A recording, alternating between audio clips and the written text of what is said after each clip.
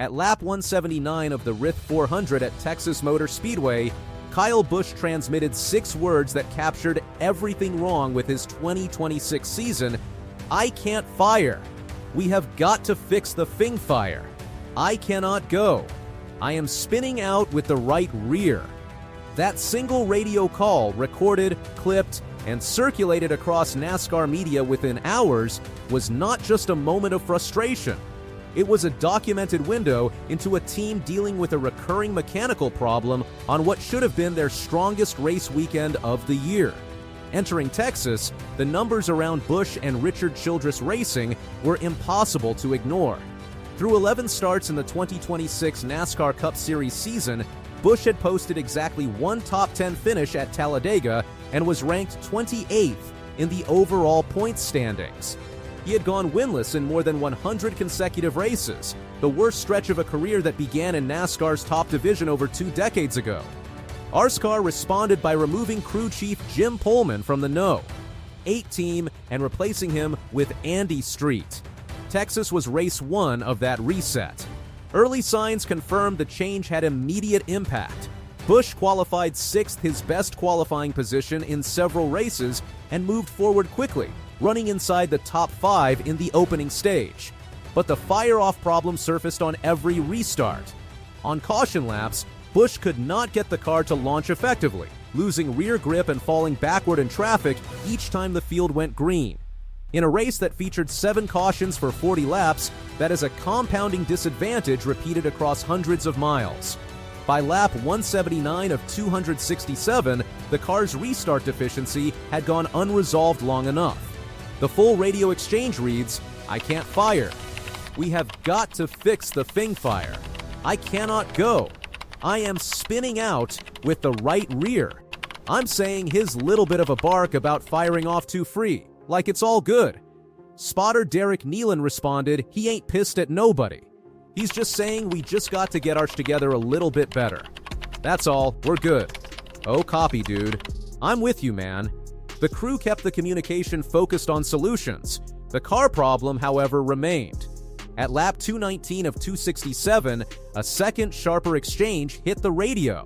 Carson Hocevar was leading under green for the 5th time in the race. He had led 38 laps, posted 14 fastest laps, and spent 68 laps in the top 5 and 152 laps in the top 10 after starting from pole with a qualifying lap of 28.222 seconds /191.340 MFA.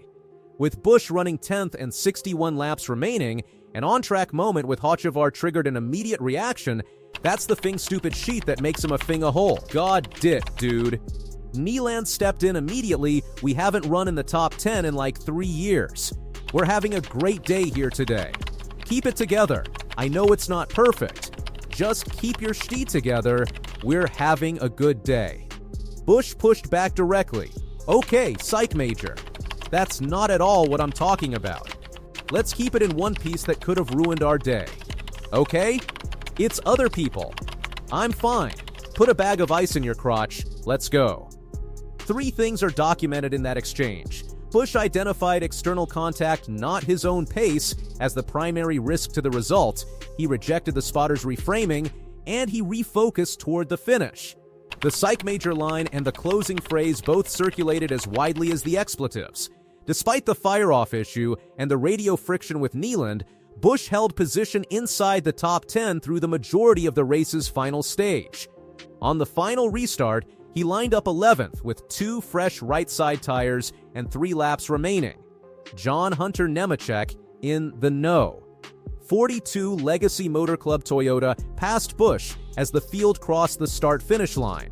1 lap later, Busch went back underneath Nemechek through turns 1 and 2, contesting 12th place on lap 266 of 267.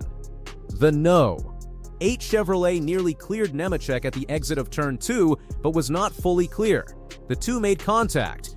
Busch's car hit the outside wall and took damage. Entering turn 3, Busch appeared to swerve right, making additional contact with Nemechek. This time, Nemechek took heavy right-side damage against the outside barrier. Analysis by Motorsport.com also uncovered that Busch had a nearly identical run-in with Brad Keselowski 1 lap prior, and saved at Nemechek on radio immediately. Why did he do that? He gingerly drove to pit road. Busch's radio call at the same moment, trouble, trouble, car in the wall down here at 3 and 4. That is the 42 of John Hunter. I didn't do that. The race finished under green. Busch finished 20th, the final car on the lead lap. Nemechek finished 21st, the first driver 1 lap down. Fox broadcasts the moment with the caption, and then he just wrecks him. Independent video analysis from Steven Taranto. You be the judge of whether Kyle Busch hung a right on John Hunter Nemechek on purpose or if his right front was broken. Pay attention to Busch's last lap and how much he was out of the throttle in the corners. A NASCAR official was photographed taking pictures of Busch's right front fender after the race, confirming the sanctioning body was examining the damage. The post-race social media exchange documented 2 opposing accounts in real time. Nemechek posted on X, "Not freaking clear. Great day going," and just got wrecked. What an ass. Busch responded by sharing SMT data video and posted, "I did not start this."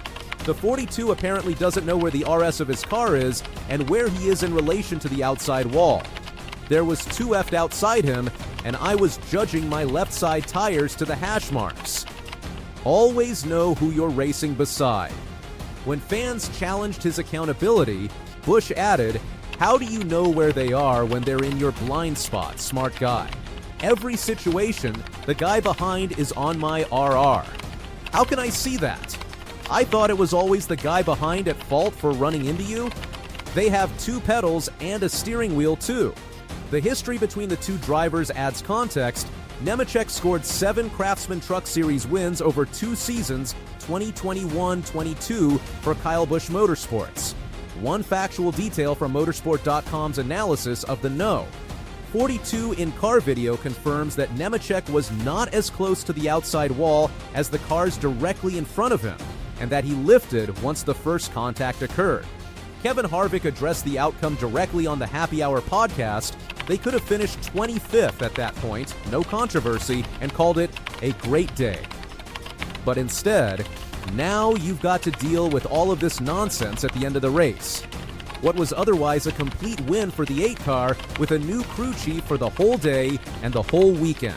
All you had was positives all weekend, and then it turns into a disaster, unfortunately. On a separate podcast with Will Buxton, Harvick added the contract dimension. It's a contract year for Kyle Busch. And I believe that this is probably, realistically, maybe the only spot that he has to still have a seat in the sport. And I think he needs to do everything that he can do to try to protect that. And I think that this was definitely not the way that it needed to end at the end of this race.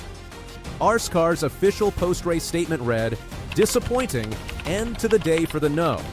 8 Chevrolet team, but we are making steps in the right direction. We ran in the top 10 for most of the race today at Texas Motor Speedway and started the weekend with a solid 6th place qualifying effort. Unfortunately, we ended up with right front damage after contact battling for position on the final lap. It turned our top 10 day into a 20th place result. The statement assigned no blame.